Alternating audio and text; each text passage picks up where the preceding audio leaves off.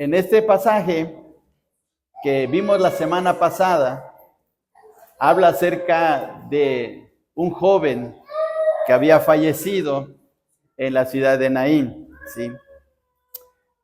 Quiero hacer un paréntesis, tenemos lugar para los pequeños, para que puedan estar ahí tranquilos y puedan disfrutar de una clase y la atención de la hermana, para que de esta manera podamos escuchar la palabra del Señor, ¿sí? Así es que pueden llevar a los niños con confianza. Bien, vamos a mantener abiertas nuestras Biblias en este pasaje. Vuelvo a repetir, es Lucas 7 del 11 al 17. Y el título del mensaje, por si ustedes quieren anotarlo, es La salvación por gracia ilustrada. La salvación por gracia ilustrada. La semana pasada veíamos que la desesperación, la lucha, la situación grave del fallecimiento de este joven y que había causado un impacto tremendo en su madre, que era una viuda también y que era un doble problema para ella porque había perdido a su esposo y ahora había perdido a su hijo y estaba con una situación demasiado crítica, desesperante y que propiamente se encontraba sola ya en el sentido familiar. Y Cristo llega y trae de nuevo la bendición y la felicidad a su hogar. Pero este pasaje no solamente tiene que ver con un asunto familiar, tiene que ver con un asunto de vida espiritual para todos nosotros. Si bien es cierto es que el Señor Jesús siempre nos acompaña y siempre está a nuestro lado para ayudarnos en diferentes necesidades, Él ha hecho, y es lo más importante, ha hecho la obra más grandiosa que podemos imaginarnos, la obra más grandiosa de traer una vida nueva a nuestros corazones. Y vamos a ver tres cosas en este pasaje relacionadas con la salvación por gracia.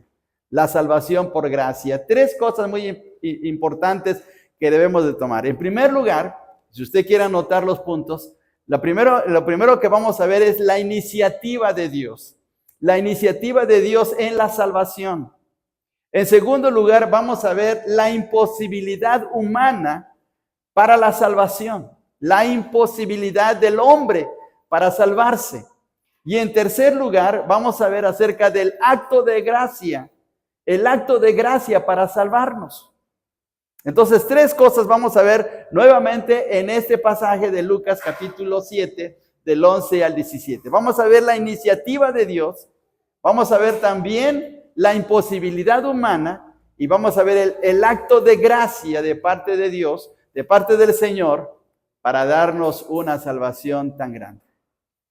Ahora veamos el pasaje una vez más. Tomemos en cuenta. Ustedes siguen en silencio la lectura de la palabra de nuestro Dios. Dice, aconteció después que él iba, es decir, el Señor Jesús, que él iba a la ciudad que se llama Naín. E iban con él muchos de sus discípulos y una gran multitud. Cuando llegó cerca de la puerta de la ciudad, he aquí que llevaban a enterrar a un difunto, hijo único de su madre, la cual era viuda, y había con ella mucha gente de la ciudad. Y cuando el Señor la vio, se compadeció de ella y le dijo, no llores. Y acercándose, tocó el féretro, y los que llevaban se detuvieron, y dijo, joven, a ti te digo, levántate. Entonces se incorporó el que había muerto y comenzó a hablar, y lo dio a su madre. Entonces tuvieron miedo y glorificaban a Dios, diciendo, un gran profeta se ha levantado entre nosotros, y Dios ha visitado a su pueblo. Y se extendió la fama de él por toda Judea y por toda la región de alrededor. Ahora vamos a ver aquí la enseñanza bíblica, la enseñanza grandiosa de la salvación por gracia. Hay dos puntos de vista a nivel general, a nivel de todo el mundo, a nivel de todas las personas en el mundo, con respecto a la salvación. El grupo que cree que la salvación viene solamente por Dios, y el otro grupo de que la salvación la puedo alcanzar yo. El hombre puede alcanzar la salvación. ¿Y cómo la puede alcanzar? A través de obras. Una es la salvación por fe y otra es la salvación por obras. Hay quienes creen que solamente Dios es el único que nos puede dar la salvación. Y hay otro grupo que dice, no, yo puedo alcanzar la salvación porque si hago obras buenas, si yo me dedico, si yo me consagro, si yo me porto bien, si cumplo con los mandamientos, entonces me gano la salvación. Y están esos dos puntos de vista. Entonces vamos a ver aquí que la salvación es por gracia, no es por las obras. En el versículo 11, notamos que el Señor Jesús iba a la ciudad de Naín. Ahora, por favor, veamos el versículo 1 del capítulo 7. Vamos a ver el versículo 1 del capítulo 7. Dice, después que hubo terminado todas sus palabras, al pueblo que le oía entró en Capernaum. ¿Dónde se encontraba Jesús? Se encontraba en Capernaum. Hagan de cuenta, hermanos, que ustedes están pensando en Toluca como si fuera Capernaum y que aquí en Nesa es la ciudad de Naín. Entonces Jesús venía de Toluca, venía para acá a Nesa, venía de Capernaum hacia Naín. La distancia que había entre Capernaum a Naín aproximadamente era entre unos 15 a 20 kilómetros más o menos. Jesús tenía que venir. Ahora, ¿por qué tenía que venir? ¿Por qué tenía que ir a la ciudad de Naín? ¿Por qué tenía que ir a esa ciudad? ¿Qué le movió? ¿Qué le animó? ¿Qué hubo en su corazón? ¿Qué hubo en su pensamiento para ir a la ciudad de Naín? Pues, en primer lugar, el Señor es Dios. Debemos de reconocer que Jesucristo es Dios, que Él conoce todas las cosas, Él conoce a todas las personas, Él es omnisciente, Él es omnipotente, Él es completamente Dios, aunque en ese momento se encontraba en cuerpo humano.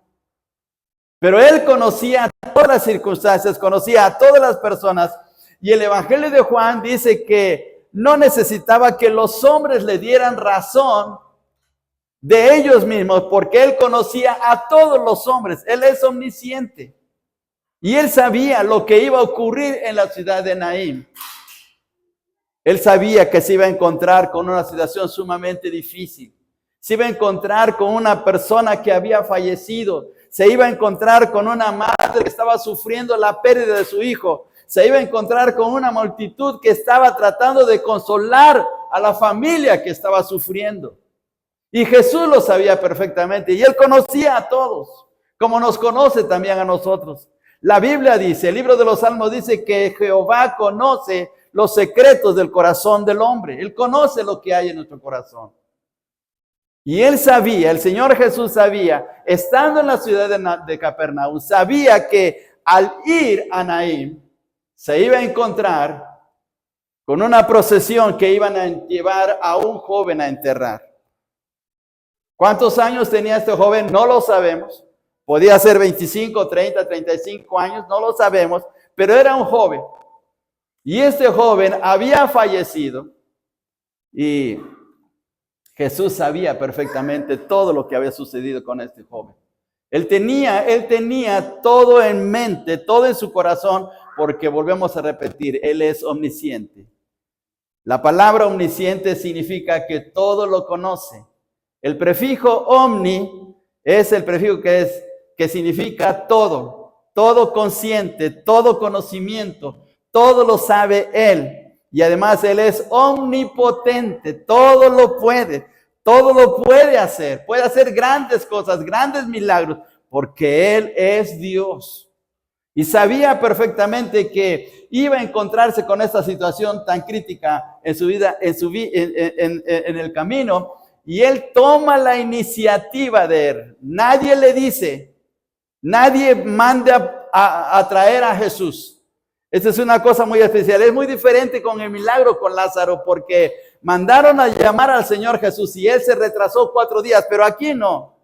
Aquí nadie sabe que Jesús está en Capernaum, o si lo saben ni siquiera lo toman en cuenta, lo ignoran. Nadie le manda un aviso, nadie le manda a decir al Señor, ven aquí a Naín porque está este problema. Sale del corazón del Señor Jesús ir hacia Naín. Y esta situación Esa manera de reaccionar o de hacer las cosas del Señor Jesús es la manera de lo que Dios ha hecho en nuestras propias vidas. El Señor tomó, Dios mismo, Dios en su plenitud, en su posición o en su carácter de Dios Trino, Dios Padre, Dios Hijo y Dios Espíritu Santo, tomó la iniciativa de traer la salvación a nosotros. Nosotros no le llamamos a Él. Nosotros no le mandamos un mensaje de auxilio. Nosotros no le dijimos, Señor, ven y sálvanos. Fue la iniciativa de Dios. Es más, ni siquiera nosotros queríamos que viniera el Señor. Y ahorita vamos a ver por qué. Pero Dios tomó la iniciativa. Y veamos, por favor, en la carta de los Efesios, capítulo 1. En la carta de los Efesios, capítulo 1, versículo 3, dice de la siguiente manera. Por favor, utilicen sus Biblias. Efesios, capítulo 1, y versículo 3, dice, bendito sea el Dios y Padre nuestro Señor Jesucristo, que nos bendijo. Dios está tomando la iniciativa. Nos bendijo con toda bendición espiritual en los lugares celestiales en Cristo. Y luego ahora veamos el versículo 4. Según nos escogió en Él antes de la fundación del mundo, para que fuésemos santos y sin mancha delante de Él. Nos escogió desde antes de la fundación del mundo. ¿Quién de nosotros estaba antes de la fundación del mundo? Nadie. Así es que fue la iniciativa de Dios. Él nos vio que íbamos a venir a este mundo, sabía dónde íbamos a nacer, sabía quiénes íbamos a ser, sabía nuestra fecha de nacimiento, sabía nuestro nombre, sabía quiénes eran nuestros papás, y Él tomó la iniciativa de venir a buscarnos. No fuimos nosotros. La iniciativa es completamente de Dios. Él planeó nuestra salvación. Hubo un acuerdo entre el Padre, del Hijo y del Espíritu Santo. Se unieron y acordaron salvarnos. El Padre lo planeó. El Hijo ejecutó la redención. Y el Espíritu Santo vino a hacer efectiva esa salvación en nuestros corazones. El Espíritu Santo nos vivificó y nos dio una vida nueva. Los tres actuaron de una manera grandiosa para traernos una salvación tan grande. Pero fue la iniciativa de Dios. Jesús tomó la iniciativa de ir a la ciudad de Naín. Nadie le mandó a llamar. Nadie le pidió el favor de que fuera a visitar a esta viuda que estaba deshecha, quebrantada por la muerte de su hijo. Fue el deseo del Señor Jesús. Y miren qué bendición tan tremenda es esta. Por favor, vayamos al Evangelio de Juan, capítulo 1, versículo 14. Y dice de la siguiente manera este pasaje. Evangelio de Juan 1, 14.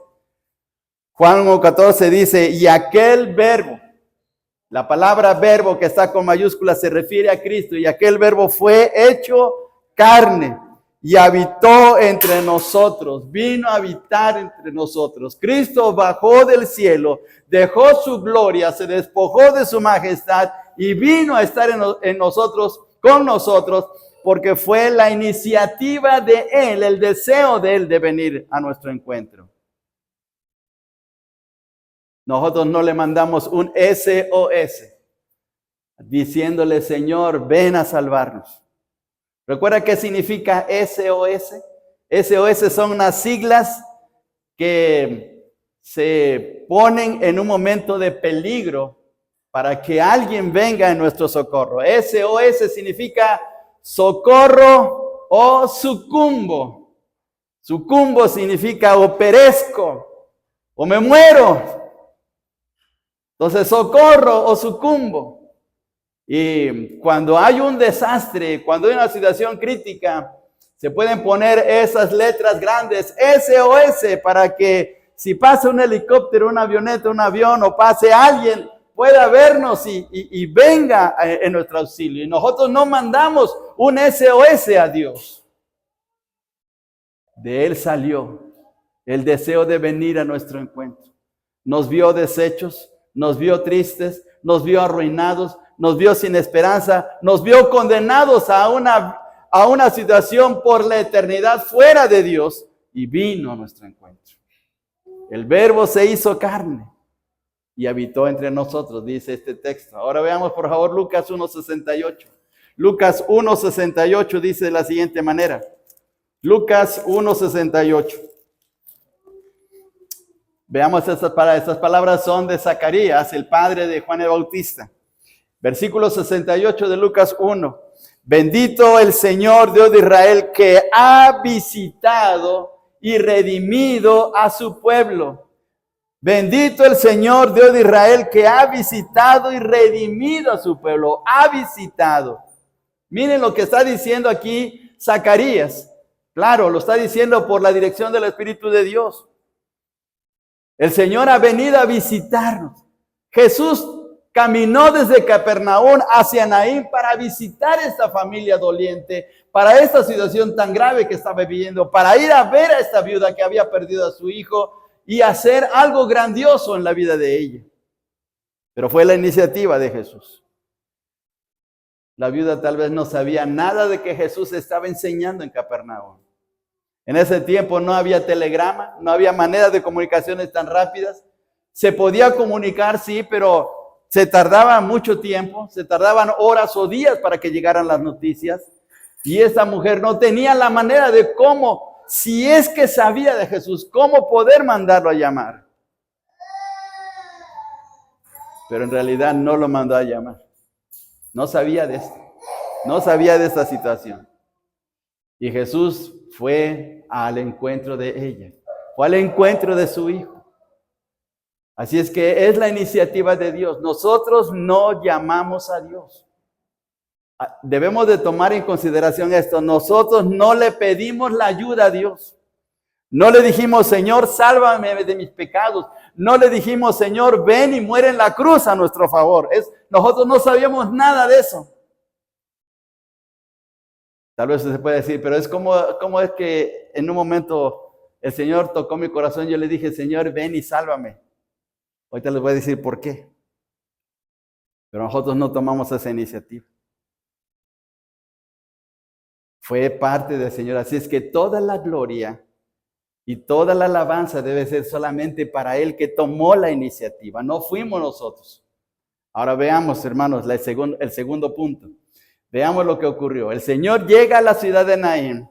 Y veamos, por favor, regresando al pasaje de Lucas 7, en el versículo 12, cuando llegó cerca de la puerta de la ciudad, he aquí que llevaban a enterrar a un difunto, hijo único de su madre, la cual era viuda y había con ella mucha gente en la ciudad. ¿Cómo estaba ese joven? Estaba muerto. Ese joven estaba muerto. Dice aquí el texto, era un difunto. ¿Cuándo llamamos a alguien difunto? Cuando ha dejado de existir físicamente. No se deja de existir espiritualmente porque nuestra alma y nuestro espíritu siguen viviendo, pero siguen viviendo en otro estado, en otra condición. El cuerpo se muere, sí. Y este joven estaba muerto. Cuando alguien muere, deja de tener relación con el mundo físico, pierde su relación familiar, pierde su relación en el trabajo, pierde su relación con su iglesia, pierde relación con todo el mundo conocido. Se separa completamente. La palabra muerte significa separación, no significa exterminación, no significa que se acaba completamente todo. La Biblia dice que fuimos creados del polvo y al polvo tenemos que ir. Y este joven tuvo que morir. ¿Por qué murió? No sabemos. Le dio un ataque cardíaco. Tenía una enfermedad grave que le llevó hacia la muerte. No lo sabemos. El caso es que murió. Y cuando el Señor Jesús llegó a este joven ni siquiera se enteró que estaba Jesús ahí. No sabía que Jesús estaba a su lado. No sabía que Jesús había tocado su féretro. Vea, por favor, en el versículo 14. Y acercándose tocó el féretro. Y los que lo llevaban se detuvieron. ¿Sabía eso el joven? ¿Sabía que lo llevaban cargando? ¿Sabía que Jesús estaba a su lado y que estaba deteniendo a la multitud? No lo sabía él porque estaba muerto. Cuando estamos muertos no sabemos ya nada. Cuando una persona muere, se acaba toda su relación con el mundo. pero Jesús llegó y estuvo con él. Ahora, esto es la enseñanza gráfica de nuestra condición espiritual. La Biblia dice claramente que estamos muertos antes de conocer de Cristo. Estábamos muertos en nuestros delitos y pecados. Las personas que dicen, es que yo cuando escuché el mensaje levanté mi mano y acepté a Cristo. Sí, pero no lo hiciste por ti.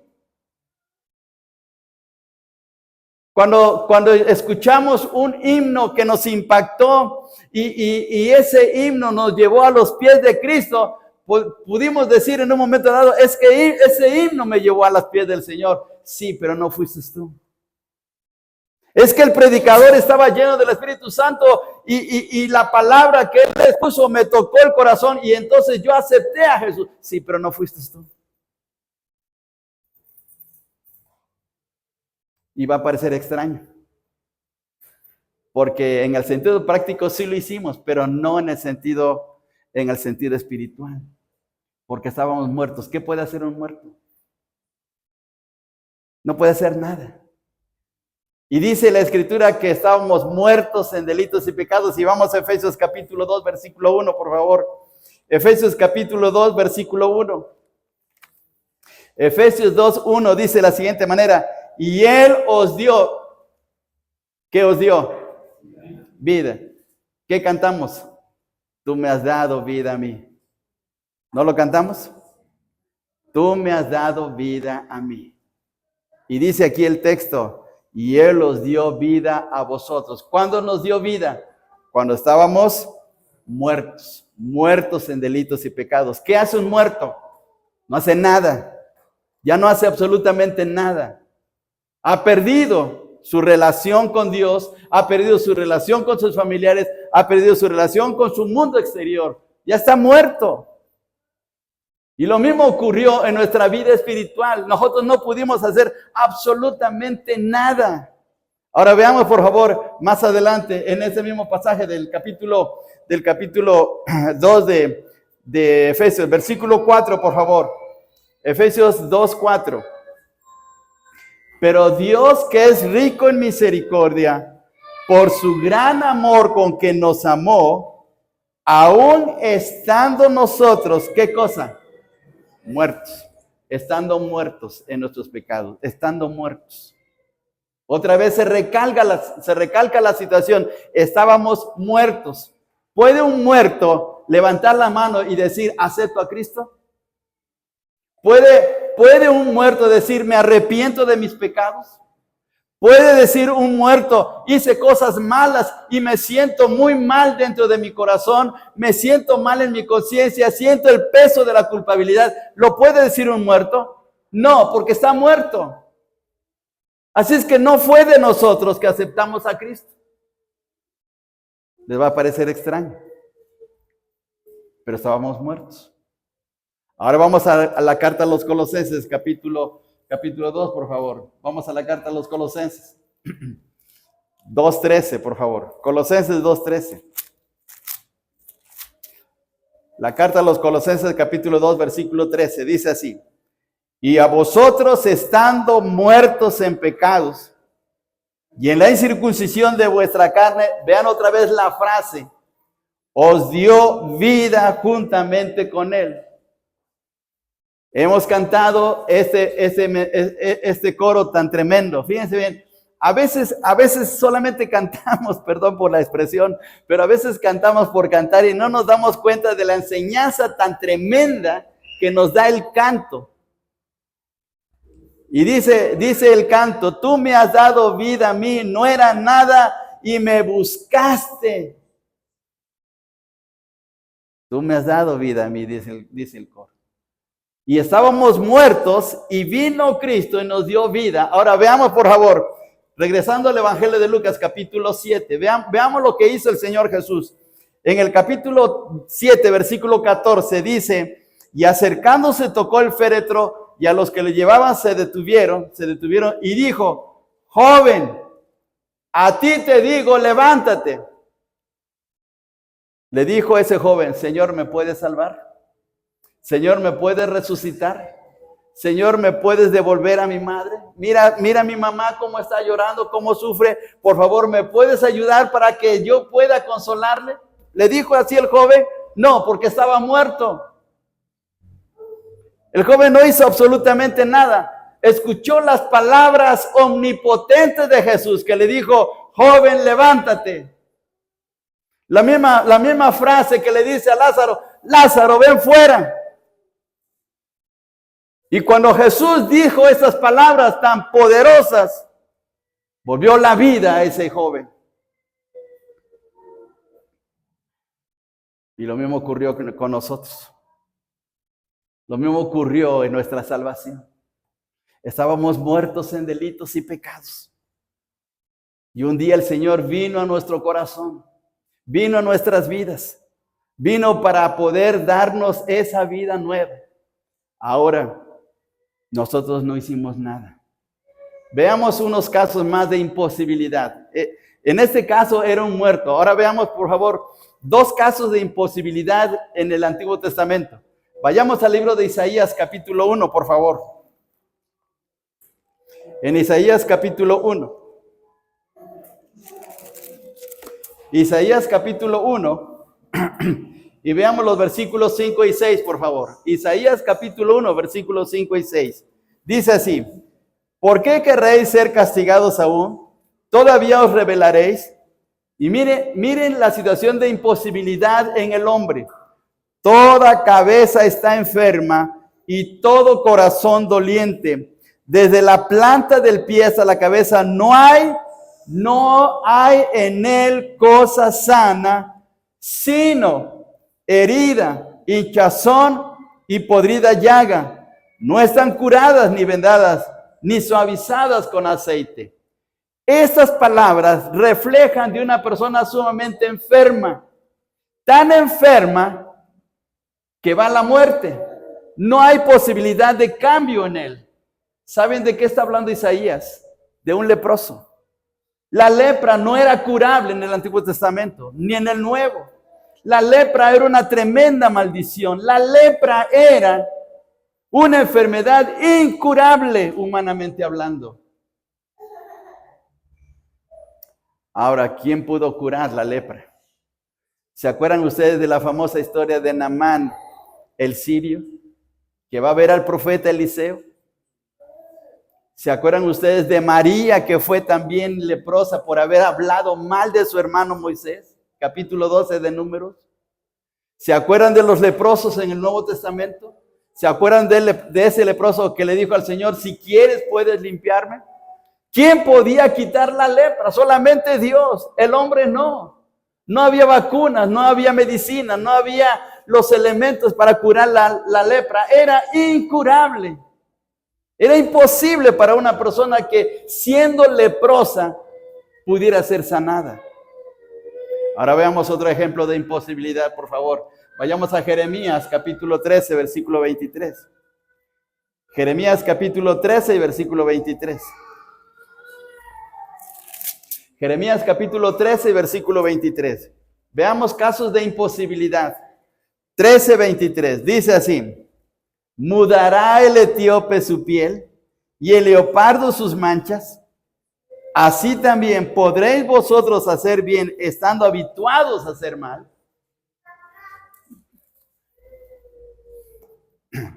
El único que se pudo cambiar de piel y ser blanco fue Michael Jackson. Pero los negritos son negritos. ¿Por qué está hablando de los etíopes? Porque son negritos. Y yo hubiera querido ser rubio, pero no, hermanos. Nací así prieto. Y veamos la siguiente imposibilidad. Dice el profeta Jeremías, y el leopardo sus manchas. ¿Puede cambiar sus manchas el leopardo? No, así nace. Y miren la pregunta tan tremenda, la pregunta tan profunda, teológicamente hablando. Dice Jeremías, ¿podréis vosotros hacer bien estando habituados a hacer el mal? No, Esa es nuestra naturaleza pecaminosa nos lleva a estar siempre en rebeldía contra Dios. Nosotros no podemos cambiar. Luego las mamás consentidoras dicen, es que mi hijito es bien bueno, es que mi hijito es bien estudioso, es que mi hijito es esto. Y el chamaco es bien tremendo, está en las esquinas nada más ahí haciendo desastres, ¿sí? Dándole dolores de cabeza a los pobres maestros, pero la mamá lo consiente y la mamá dice, ay, es que mi hijito esto, o la niña, ¿sí? No, es que mi niña, no, es mi niña tan preciosa, tan tierna, tan bonita, y la chamaca anda de novia por todo el mundo, ¿sí? Y entonces es un desastre. ¿Por qué? Porque estamos habituados a hacer el mal. Nos justificamos. Pero Dios sabe perfectamente lo negro que es nuestro corazón. Más negro que el negro durazno. Esa es una cosa tremenda de nuestra naturaleza humana. Y miren, no podemos cambiarnos. Así como el leopardo no puede cambiar sus manchas, así como el negrito no puede cambiar de color, así como el leproso no puede sanar de su enfermedad y el muerto no puede revivir, así estamos nosotros. Y Jesús tiene que venir para darnos vida, para dar el cambio. Y por eso Jesús fue con el joven. El joven no le dijo, Señor, sálvame. Señor, mira en qué condición estoy. No le dijo nada porque estaba muerto. Jesús llegó también a nuestras vidas estando muertos en nuestros delitos y pecados y habló para darnos vida. Nos dio una vida nueva. Ahora fíjense bien, hermanos, en esta situación tan tremenda. Romanos capítulo 3, versículos de 9 al 12, dicen estas palabras. Vamos hasta Romanos capítulo 3, hermanos. Romanos capítulo 3. Romanos 3, del 9 al 12, dice así. ¿Qué pues? ¿Somos nosotros mejores que ellos? En ninguna manera. Pues ya hemos acusado a judíos y a gentiles que todos están bajo pecado. Note esa frase, todos bajo pecado. Versículo 10, como está escrito, no hay justo, ¿y qué más? Ni aún uno. No hay quien entienda. No hay quien busque a Dios. Todos se desviaron. Aún se hicieron inútiles. No hay quien haga lo bueno. No hay ni siquiera uno.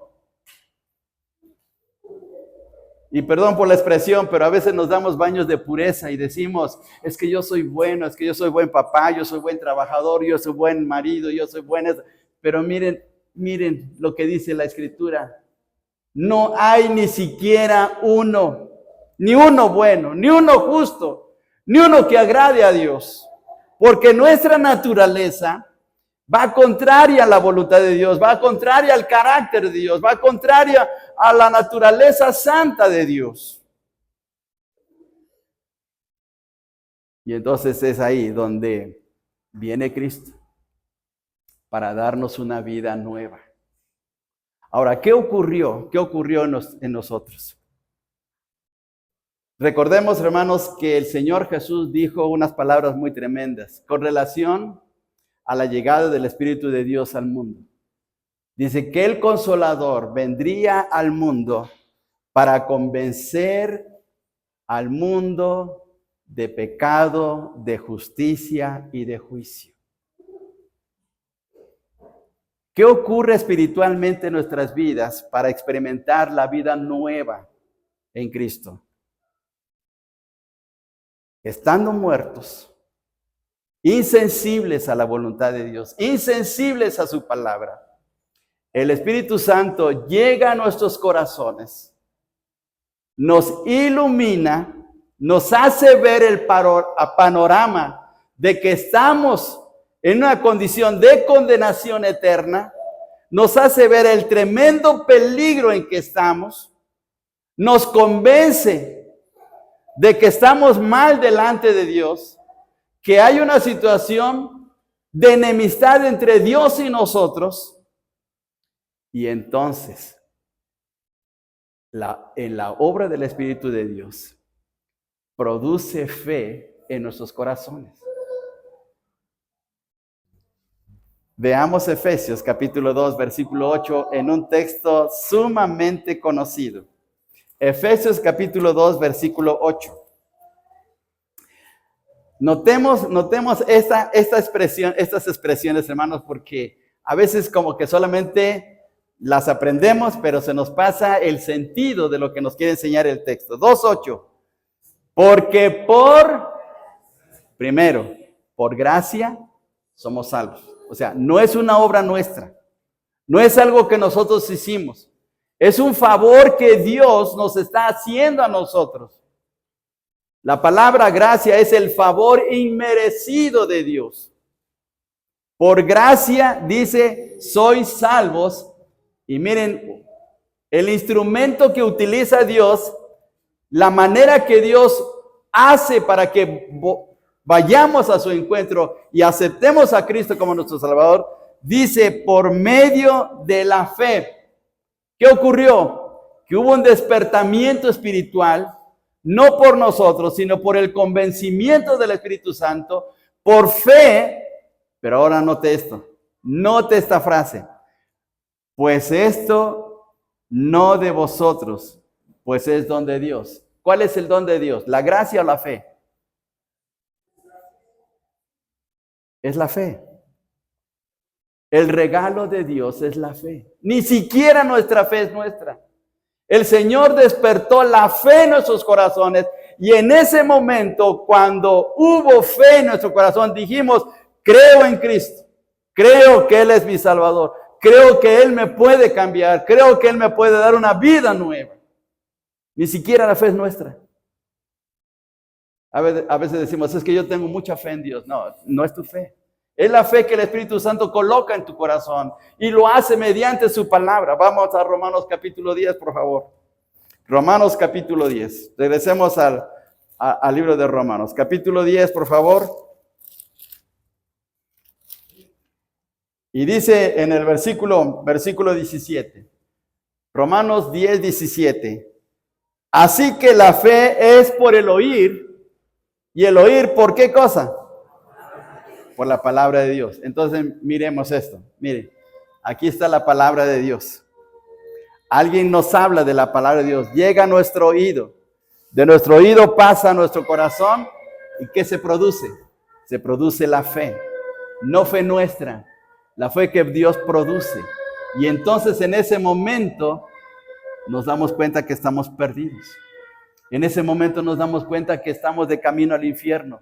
En ese momento nos damos cuenta que hay una solución que está en la cruz del Calvario a través de Jesucristo. Y el Espíritu Santo nos voltea la cara y nos dice, mira a Jesús.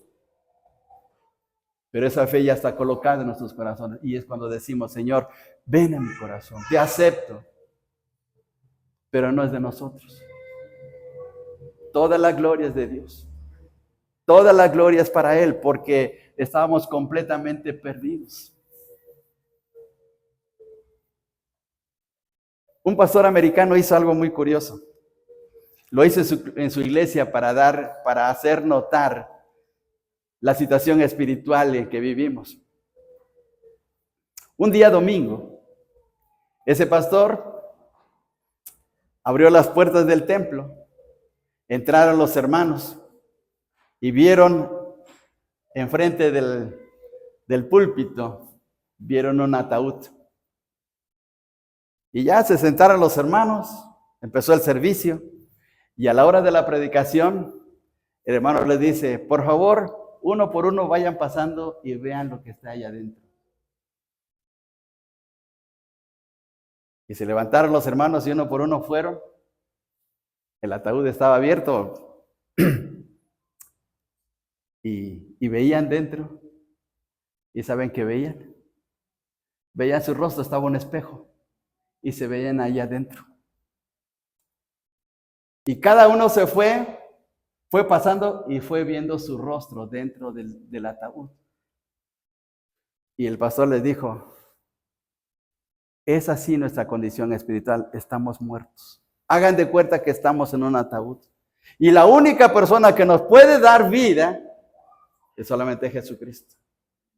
Así es que nada más Él es el que puede cambiar nuestros corazones, no somos nosotros.